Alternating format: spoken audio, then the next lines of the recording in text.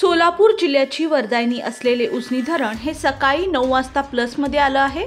उजनीत सध्या लाखाहून अधिकची आवक येत आहे.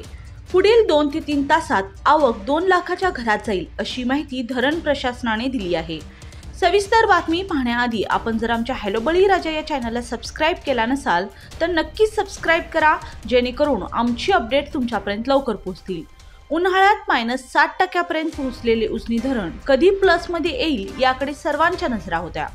जुलै महिना संपत आला तरी मोठी आवक उजनीत येत नव्हती. अखेरीस शेवटच्या आठवड्यात घाटमाता परिसरात पावसानं जोर धरला आणि लाखाहून अधिक क्युसेकने आवक येण्यास सुरुवात झाली. यामुळे उजनी धरण झपाट्याने भरू लागले.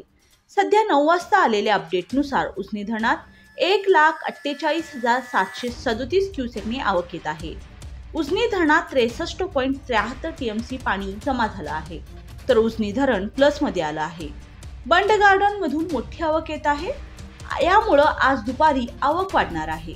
दुपारी उजनीत येणारी आवक 1,80,000 ते 2 लाख पर्यंत जाईल अशी माहिती धरण प्रशासनाने दिली आहे. या आवकमुळे उजनीवर अवलंबून असणाऱ्यांमध्ये आनंदाचे वातावरण निर्माण झाले आहे.